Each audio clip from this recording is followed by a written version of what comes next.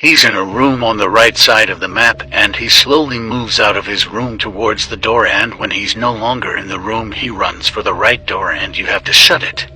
You'll also see a little shock animation and hear a little thud to let you know he hit the door.